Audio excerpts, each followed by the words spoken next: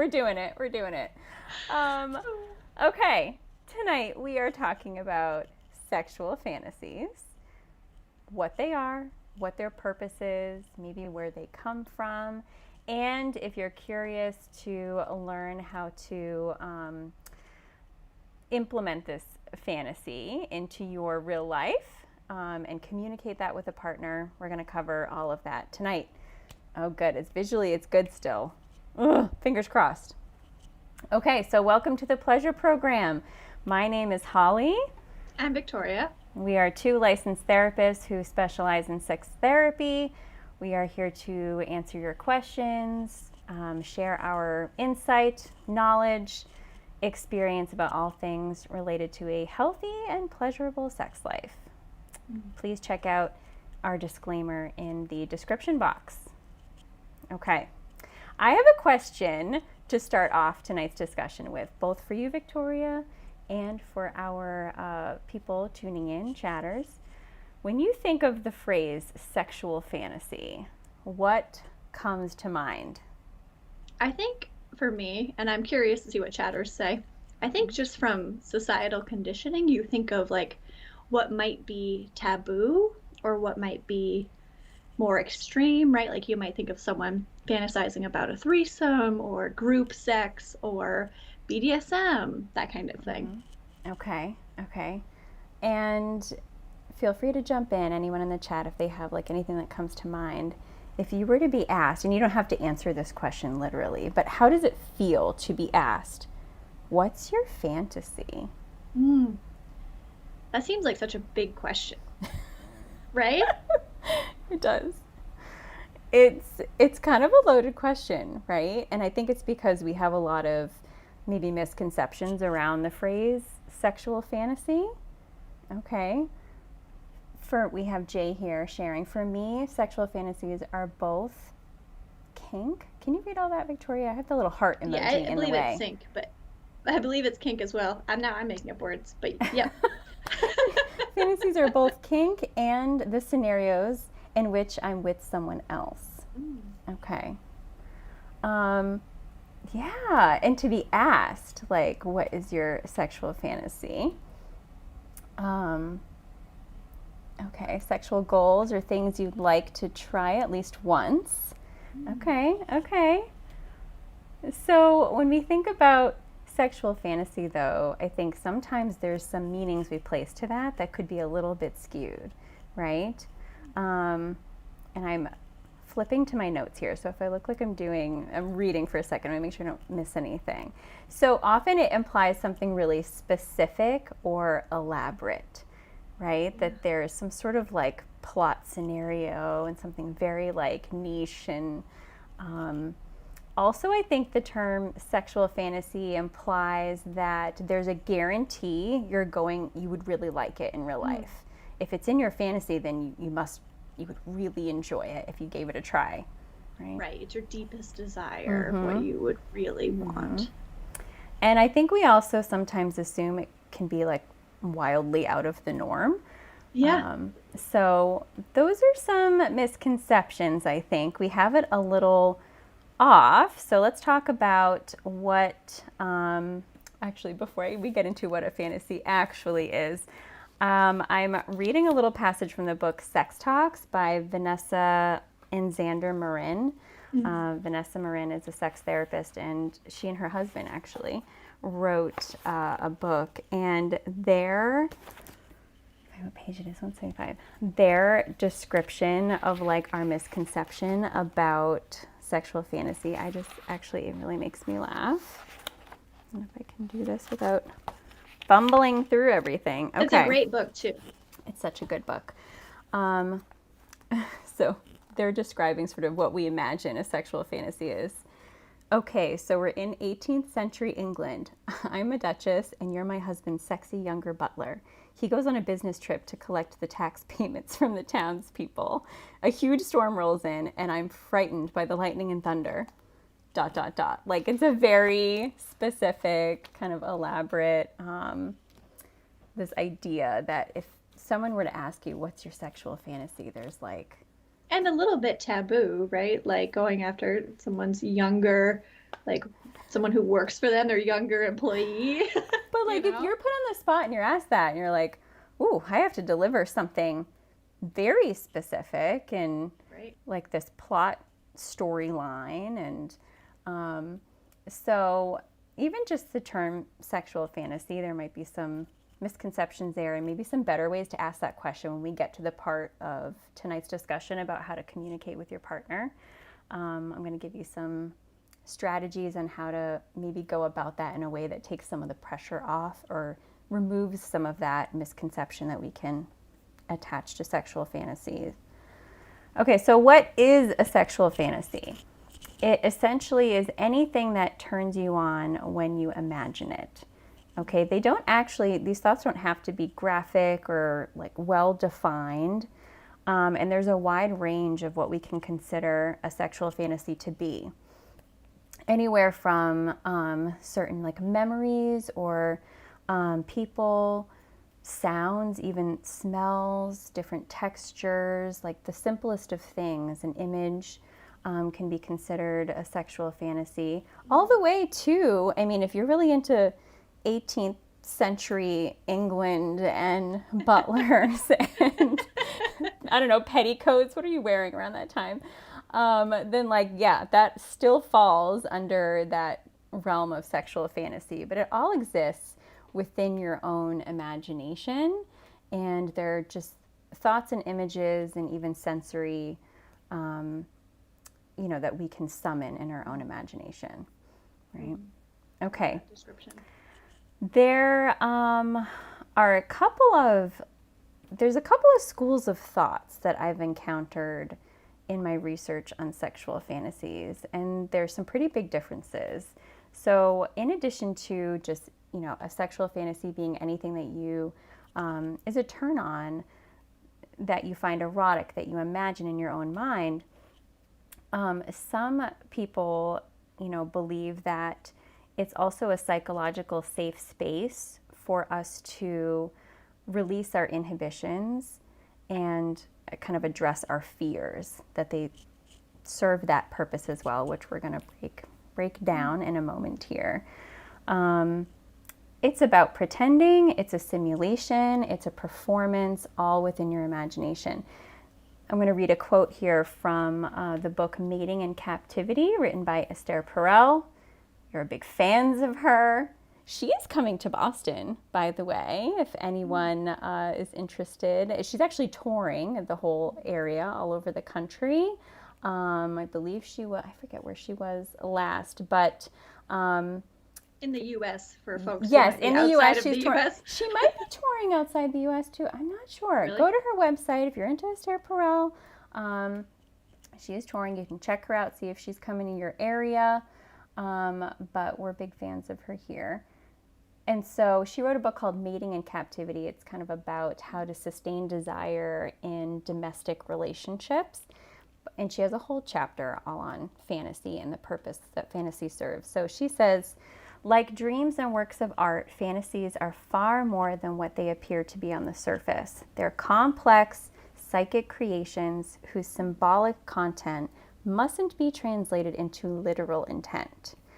So Esther Perel's research and her work in her book kind of talks about how really the majority of sexual fantasies are not meant to actually be literal, and that the majority of people fantasize about things that they wouldn't actually want to try in real life, which is an interesting way of looking at it.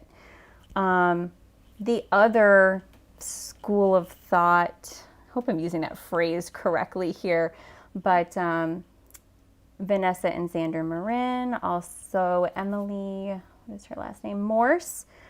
She wrote a book called Smart Sex. She's known for her podcast, Sex with Emily. They have a more very simple, kind of brief definition of a sexual fantasy. Just anything that you find erotic, that you imagine, and sometimes those are things that you are curious about trying. Yeah. Whereas Esther Perel tends to kind of focus more on, it's not necessarily and often not something you might want to try. Interesting difference between the two. I Okay. find that interesting. I think I hear a lot of people who have a sexual fantasy and are curious about it, excited to try it, and in reality, they don't actually want to do it, right? If they're Mm-hmm. presented with the fantasy, it's not reality for them. Right. They just have it in their fantasy. I see that a lot. Like even if you browse Reddit, um, Mm-hmm. people will post questions about having these fantasies about threesomes and then like questioning if they're presented with it, why don't I actually want to follow through with it? Why am I Mm-hmm. questioning it? Mm-hmm. Questioning it now.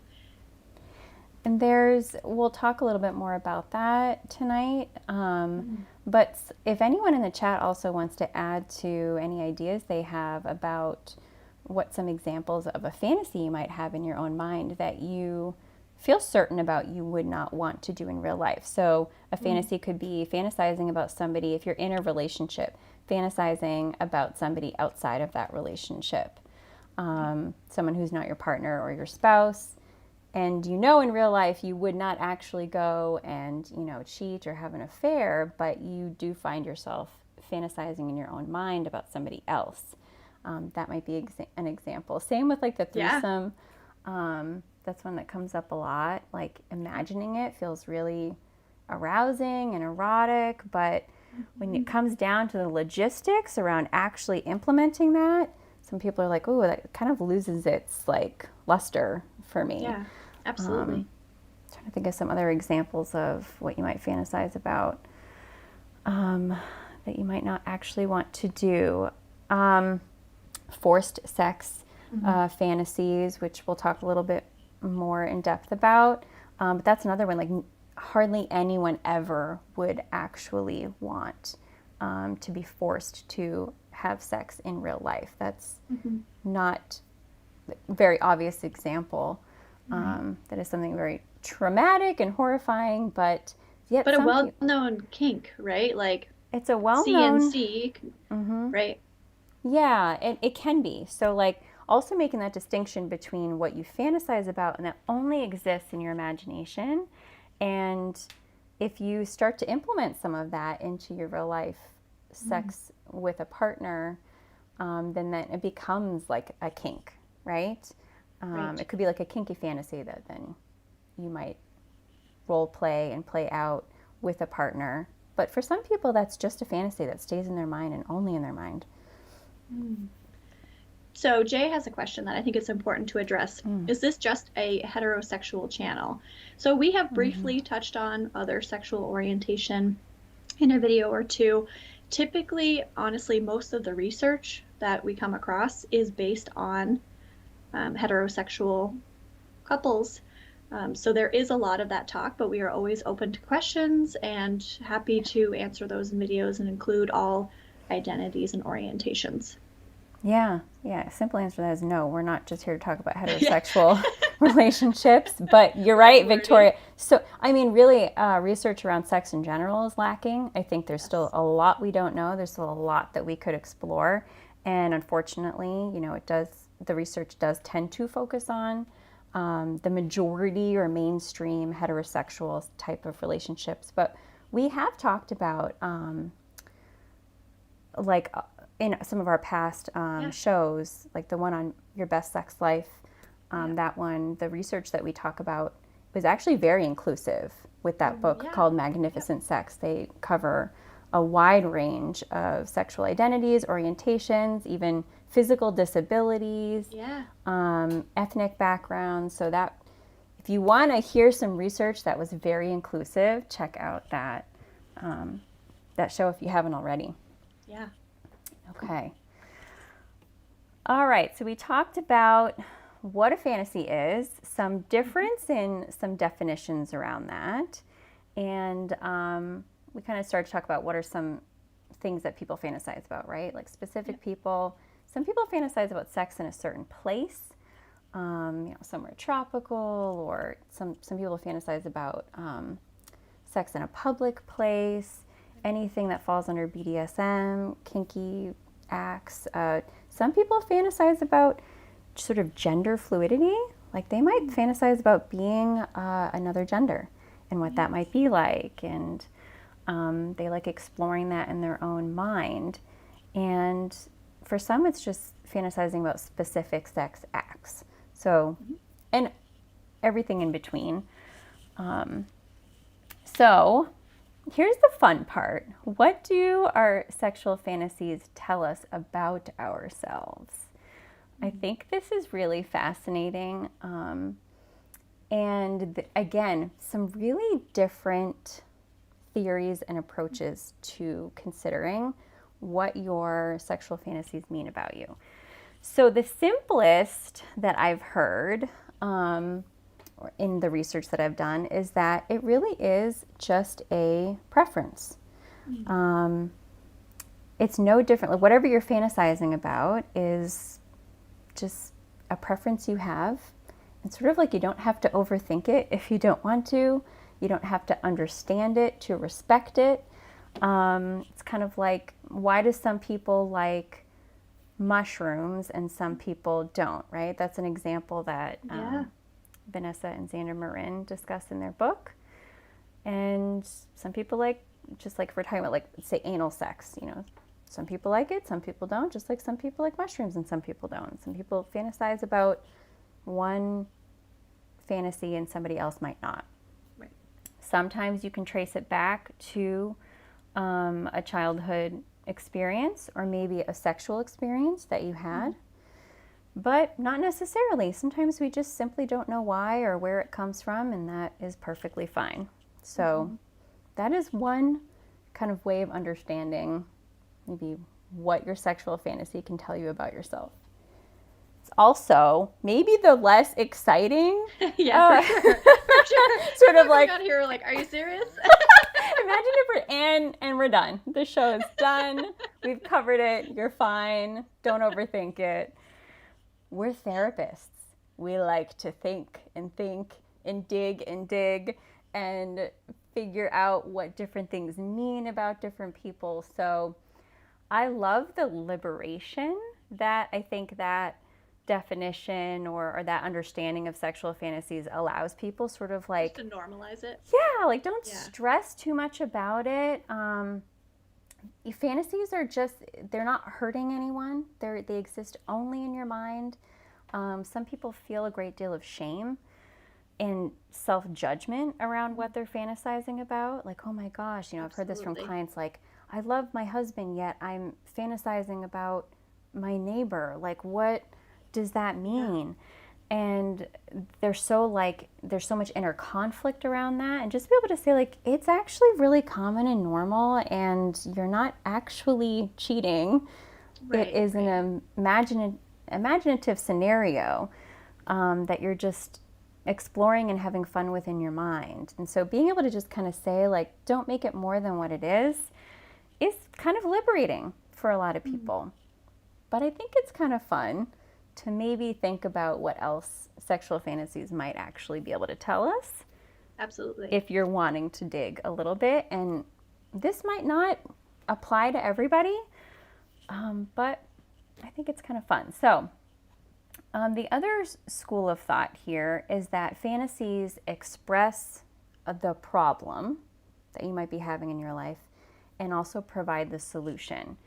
So for example, if you're, we lost, you're blue. Our stream tonight is just on another level. We are nailing it. We are nailing it tonight. Oh my goodness. We're going to get this together. Okay. I promise. Should I just I'm just going to keep going. I'm going to keep going. Okay. So if we're feeling insecure and unattractive, let's say in our sexual fantasies, we are irresistible, right? If we anticipate a partner who shows little to no interest in sex, in our fantasy, our partner is insatiable, right? Can't get enough. If we fear our own aggression in our fantasies, we can be powerful without worrying we might actually hurt somebody. If we struggle to ask for our needs to be met, in real life, in our fantasy, our partner knows our every need even before we do.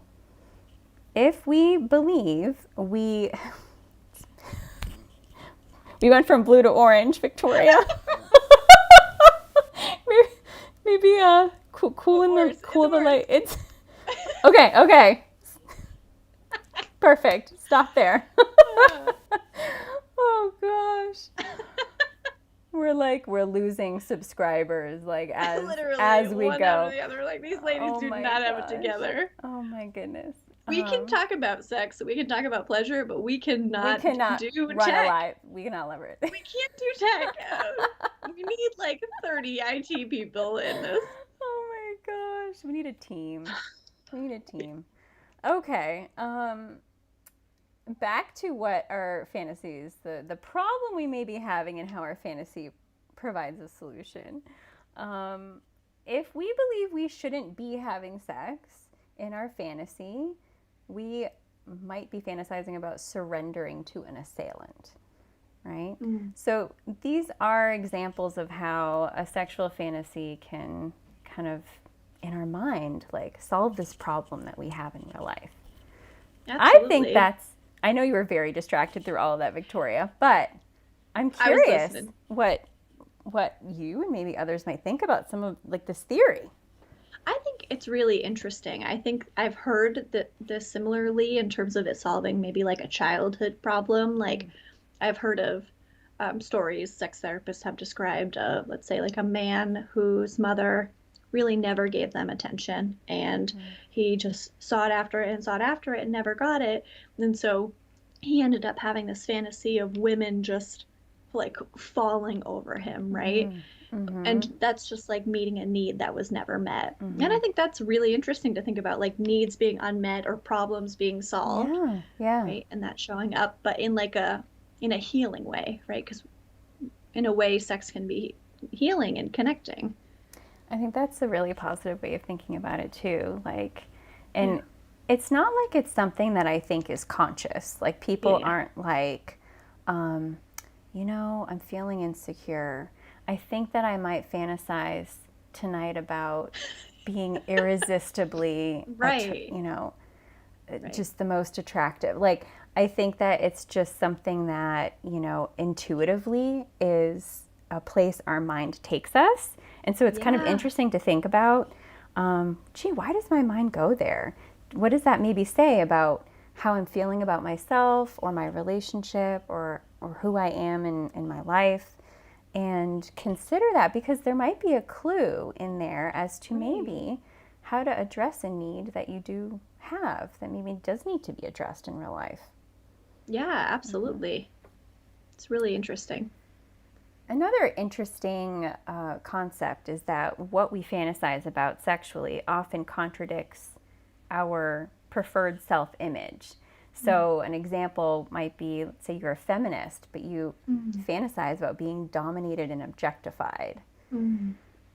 We've talked about this again. Survivor of sexual abuse, you might be fantasizing about a forceful encounter.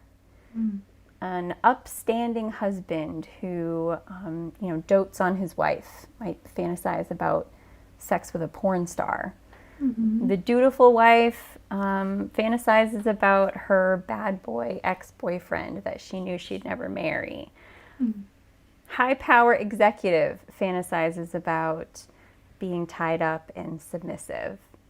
So I feel like that's a very common one that you hear about. yeah, it this idea that like another part of ourselves comes out to play in Mm-hmm. the sexual realm, right? The parts of us that we feel like we can't maybe embrace in our real day-to-day life Yeah, exist in our fantasy world, right? right.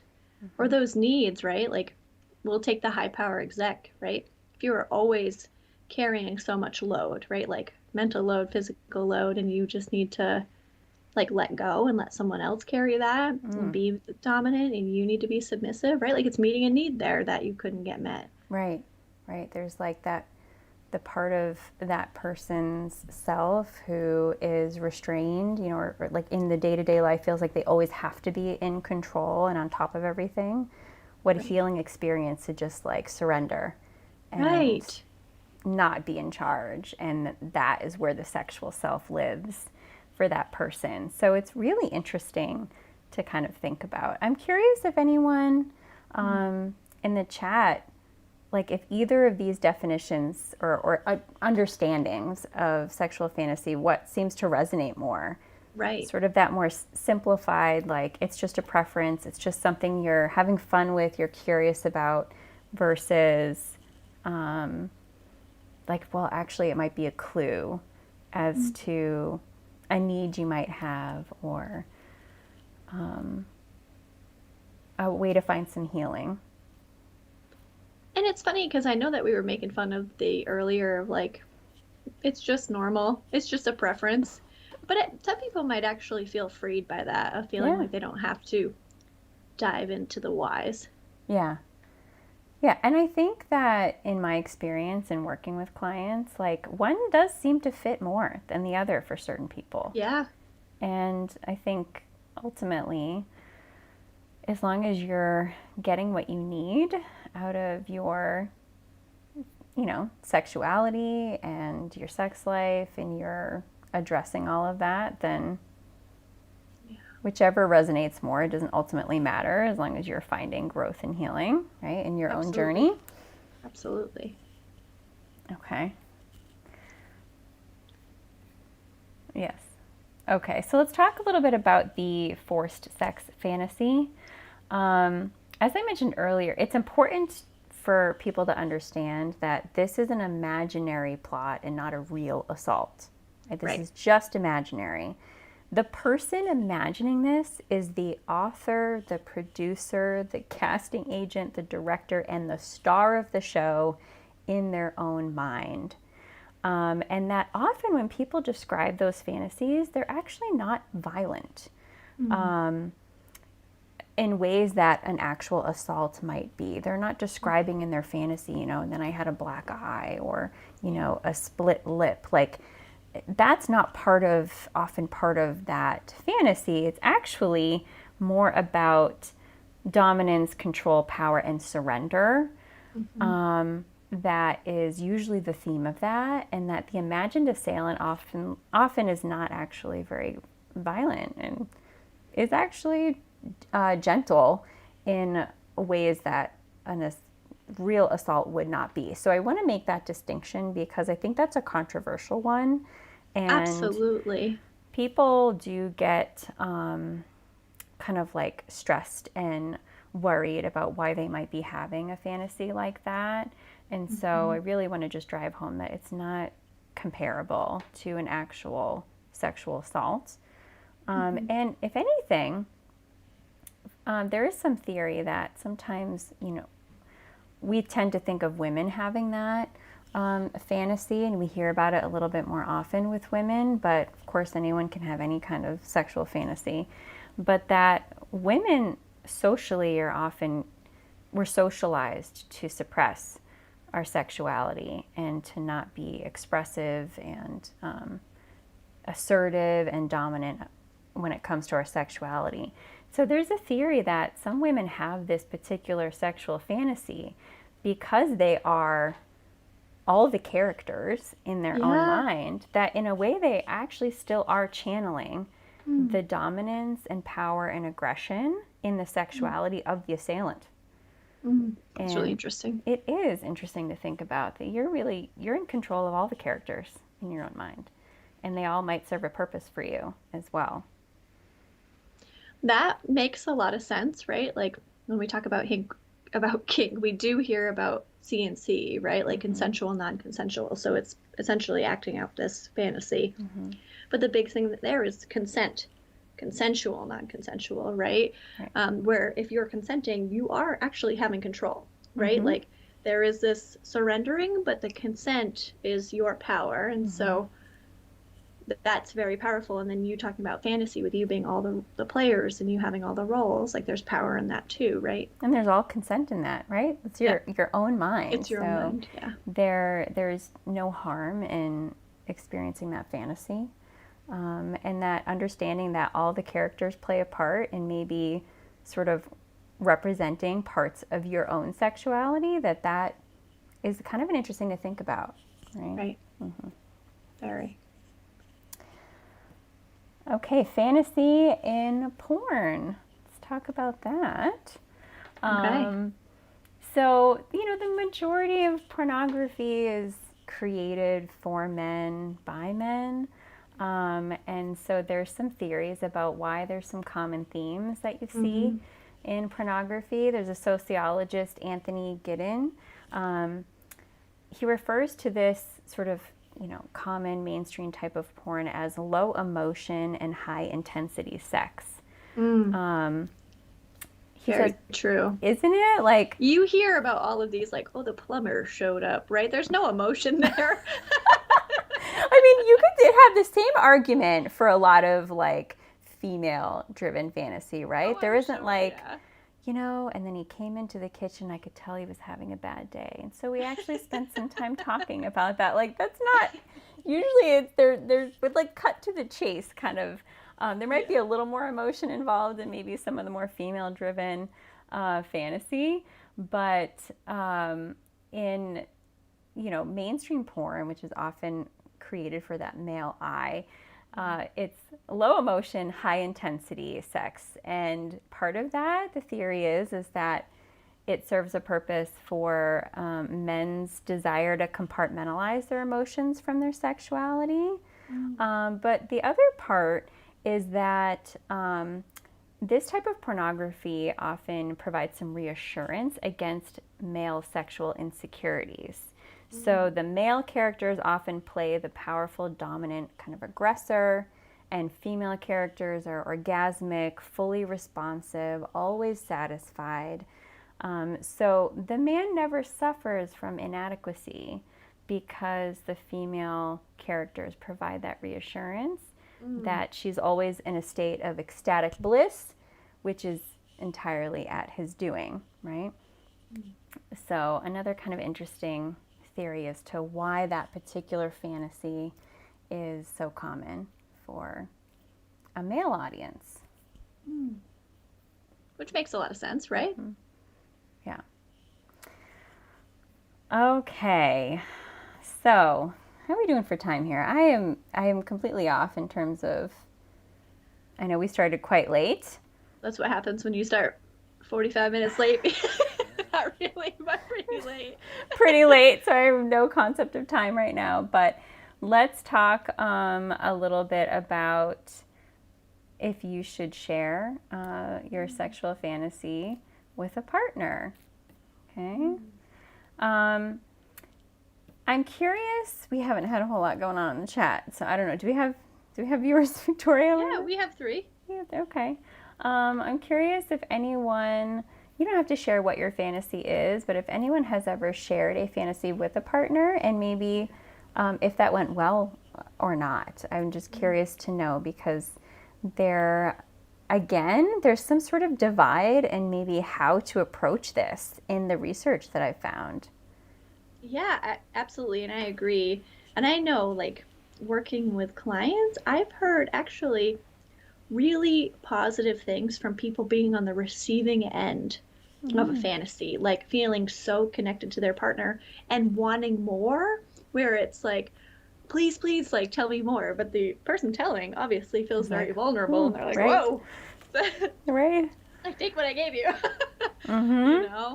So I've heard really positive things about it. I haven't heard anything negative, but I'm also like, I'm sure it would be very hard for some people to hear particular fantasies, right? Like if you're in a monogamous relationship, it might be really hard to hear your partner fantasizing about your neighbor. Right. Right. It's a risky move, I think, and so treating it with caution, I think, is your best approach. And it's going to, whether or not you decide to share your sexual fantasy with a partner is probably going to depend on what the sexual fantasy is, what your goal is in sharing it, and the quality of your relationship with your partner. Okay, we have Jay here. I wouldn't know how to, unfortunately. Well, it's hard. It is hard, and perhaps in our conversation tonight, that might give you a little bit more insight. And if you were to decide to, how you might go about that. So I think first, the most important thing is to ask, have that understanding of your sexual fantasy. What does this fantasy really mean for you? So you could go with either of the understandings we talked about. Sort of like, it's just something I enjoy, it's just something I'm exploring, it's a preference I have. I'm not going to overthink it, I'm going to respect it and honor it. Or you might dig a little bit deeper and kind of ask yourself, is this representing a need I might have, an insecurity I might have, that I would like to address in my real life? So think step Right. one, what does this sexual fantasy mean for you?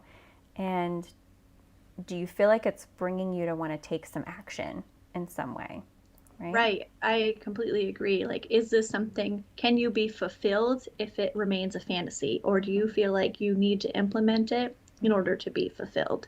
Right, right. I think too, something that I want to normalize, your sexual fantasies are private. You have a Mm, right to privacy. You do not need to share your sexual fantasies with anybody if you choose not to. And sometimes that is the best option. If you want to keep something as your own little private, like pleasurable world, just for you, there's nothing wrong with that. There's no pressure to share your fantasies with anybody, which is mm. why first ask yourself, what does this mean for me? And do I feel like it would be worthwhile to consider sharing it? Yeah, I agree. No pressure. I do think in the right scenario it can be so connecting and fulfilling though as well. Yes, it can be if if heard and received well, Yes, right? exactly. So, which is why it can be risky because Right. if done properly and if you have a partner that receives it with acceptance and non-judgment and openness, that is incredibly bonding and fosters connection and intimacy. Mhm. If you sharing your fantasy is met with judgment and criticism, or that person feels threatened by what they're hearing, or they feel insecure, then that can be pretty detrimental and devastating for somebody. Mhm. So it really, you need to consider kind of a few variables before making that decision. And it's ultimately not one that someone can make for you, but it can go one or somewhere even between there. It doesn't have to be like detrimental and devastating or immensely rewarding. Like you might kind of get like a Right. okay, and Yeah. you know that person might be a little bit unsure of like Let's what this. tiptoe into it, or what does this Uh-huh. mean? Like, I need more questions answered, that kind of thing. Right, right. Okay, so I'm just checking my notes here. Make sure I didn't miss anything. So, in some people, I guess, like best case scenario, some people actually really get off hearing about their partner's sexual fantasies and they want more and they really enjoy that. That can actually be a really big turn on. So, for some people, not for everybody, Right. right? For some people, they might see it as a threat. Well, wait a minute, you're fantasizing about something that isn't me and just me and only me, like, and they're really insecure about that. So, knowing your partner and maybe like understanding some of the dynamics in your relationship, I think would be important in making this decision. Um, Also, receiving and hearing your partner's sexual fantasy does require a great deal of emotional separateness and objectivity. Because, if you're on the receiving end, like you might not like what you hear. You might not find what your partner is fantasizing about sexy at all. Mm. And so being able to just kind of like be objective about it and not get swept up in the emotions is important for that to be successful. Just to be able Mhm. to like be like, oh, really? That's interesting. I'm curious about that. Like, Yeah. tell Yeah. me more. I would love to know more. I'd like to process this a little bit and get back to you on my thoughts about it, right? Mm-hmm. If you need to, you could go and process it with a therapist, right? Yeah, I think it takes a bit of an advanced level of emotional security to not see something as a possible threat or, oh my gosh, we fantasize about different things. What does this say about our relationship? Right. To not make more of it than what it is. Kind of going back to that, that's where the beauty lies in that first description of understanding sexual fantasies. Like, they're just preferences. You wouldn't be like, why do Right. you like mushrooms and I don't. Like, to get really upset about that or be like, I don't Yeah. think we have a future together is Right. really silly to think about. But if we're kind of using that as a way to understand how to approach some of this, then, we don't have to like get really intense about it. So those are some things to think about. So ask yourself, what's the goal of sharing? Do you want to just like share a part of yourself that you don't normally share with people just for the fostering of connection? You feel safe enough with your partner. I think that a really wonderful way of opening up that conversation would be, I want to share with you a sexual fantasy that I have that I've never shared with anyone, but I finally feel safe enough with you to do that. What an honor it would be to hear that, right? Like, Right, really? right. You've never shared this with anyone, but you feel safe enough with me? Like, it's such a positive way to start that conversation. Absolutely. Absolutely. And if you don't want to be vulnerable about it, right? Like we've mentioned on previous streams about maybe exploring dipping your toes in the water through, Right. the craziest thing? Like I had a dream last night. What do you think of that? Right? Like we've talked about that concept as well The to dream open up the scheme. conversation. Yeah. If you are terrified at the thought Yeah. of sharing your fantasy with a partner, yet you want to do that, the dream scheme is a great strategy. What you just shared, Victoria. We've mentioned this in one of our past shows. It comes from Vanessa and Xander Marin's book, Yep. Sex Talks, where it's a little bit of a white lie, for being fully honest, but a dream and a daydream fantasy, tomato, tomato. But you say to your partner, yeah, I had the weirdest dream last night. We had a threesome, and isn't that weird? Isn't that kind of crazy? And then you're testing the waters, right? It was actually kind of like really like sexy, and see how your partner kind of responds. Like, it kind of got me thinking about it. It's one way to open the door, right? Absolutely. And so that might be a way to approach a conversation if you're hoping to maybe actually implement your fantasy into Yep. your real life sex life, right? So that could be one way to introduce it. The other thing is you could just start by talking about the topic of sexual fantasy in general with your partner.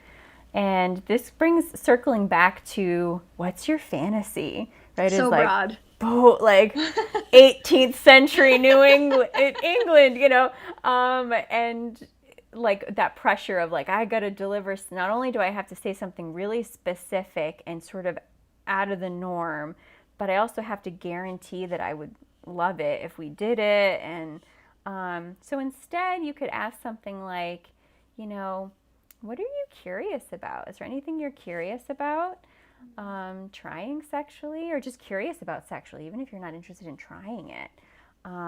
And be prepared to answer that question yourself. Yeah. Because usually you get asked that back. Like, oh, I don't know. Like, I guess I hadn't thought about it. Right. I don't know. I think like sex on a beach would be kind of fun. What about you, right? Be prepared to share, what your fantasy is that you would like to share. Right. And usually people do feel more comfortable being vulnerable if you're leading with vulnerability. Yeah. Yeah, it kind of fosters, like, it's contagious, right? Vulnerability fosters vulnerability. Yeah. Creates a safe space. Okay. The other thing I think is it's important to not judge yourself. If you're worried about your partner judging you, first and foremost, we ultimately can't control how somebody responds to us, despite your best efforts, despite you feeling like, I think this will be well received. If you're met with some judgment or some criticism, your best defense against that is for you not to judge yourself. It's for you not to see yourself as a weirdo, broken, something's wrong with me, and just kind of tell yourself, this is, I'm not hurting anyone. This is just my fantasies in my own mind, and I'm allowed to have my own private world, and I can go any place I want to go, and it's not going to be for everyone. Not everybody is going to share the same fantasy or find the same things arousing that I do. Right. Okay, another way that you can introduce this topic of fantasy, as Mm. well as maybe trying something a little new or different in your relationship, is to use a yes, no, maybe list. Mm. I love that idea. We've talked about that before. It's a list where you go through listed different sexual behaviors and you circle yes, you'd be willing to give that a try, no, you would not, and then maybe. And you Mm. kind of compare your list with your partner and see where you aligned up. You know, you toss the no's and you consider, do we have any shared yeses? Do we have any shared maybes? And then Yeah. you can spend some time kind of exploring that. Um, so I think the thing to think about if you're we're talking about communicating, sharing the fantasy with a partner, but what if you're like, okay, we both actually want to try the thing. We actually want to do the thing, right? Like you got to that point. It's pretty spectacular, right? Now what? Now what do you do? Best advice we can give you is to start small and start slow. Because what we imagine in our mind, usually our sexual fantasy just like plummets us into like the midst of this like sexual world and the sexual act, and it's great when it's happening. But you have to think about the whole process, right? So like in the Right. threesome example, Right. okay, well, where are you going to find your third person? How are you going to go about that? Right. Um, What are our boundaries with that, if any, right. What right? are the boundaries? You know, well, how are we going to manage protection, Right. safety, Right. sexual health? What acts are we okay with? What are we not? What day of the week? Who's going to arrange the sitter? Like the whole process. You can't just like drop yourself into the middle of a scenario. In your mind, might be great, and in real Right. life, you might be like, "Oof, I don't know. I'm kind of losing the mood just by thinking about all of that." And so, asking yourself about that whole process, and if you decide that process actually doesn't sound appealing to me, this is Yeah. where those sexual fantasies fall into something that exists wonderfully in your mind, but in real life, you don't really want to implement it. And for Right. some people, they might be like, no, actually, that whole process still sounds really exciting and really fun. Um, but there's other things you can do just because implementing something doesn't seem like that might be the option. You know, you can role play and imagine a threesome with your partner. You can Right. watch threesome pornography with your partner. You can talk about it. You could say, wouldn't it be Yeah. amazing if there was another person here right now doing this or that? And so you can still have fun with the fantasy with a partner. Right. Mm-hmm. And include them in it, even if you aren't including an actual human. Right, right. If your fantasy involves something in the kink community or something related to BDSM, you know, again, you start small. Listen to some podcasts together on the topic. Maybe talk to some other couples that are in the community and ask them about their experience. Maybe you go to a munch, which is an event where you can meet other people in the kink community. Like Yeah. start small. And that in and of itself can be really fun and exciting for Yeah. a couple and you might decide somewhere along the way, maybe it's not for us, but didn't you have fun kind of exploring something a little bit new and different anyway? And that creates connection. We've talked about that Yeah, before. yeah. So some ideas on how to approach that conversation and then how you might actually go about implementing anything that from fantasy to reality. Okay. Okay. I think that might just about have covered. I know we went later today since we started late, but I hope that Mm. this discussion wasn't too chaotic, first of all, and that you were able to get some takeaways on what sexual fantasies are, where they might come from, what purpose they serve, how to approach a partner and share your fantasy, and maybe, just maybe, how you might take your fantasy into reality. So feel free to leave us any questions or comments. Share with us, have you ever shared your fantasy with a partner? And what was that like for you and how did it go? I would love to hear more about people's experience with that. Yes. And thank you, Jay and Soprano, for jumping in the chat. Uh, Thanks for dealing with our technical difficulties Real troopers for this hanging evening. in there. Thank you Yeah, so seriously. much. Yes, and we hope that you all have a wonderful rest of your night. Yeah. Okay, Good night. bye.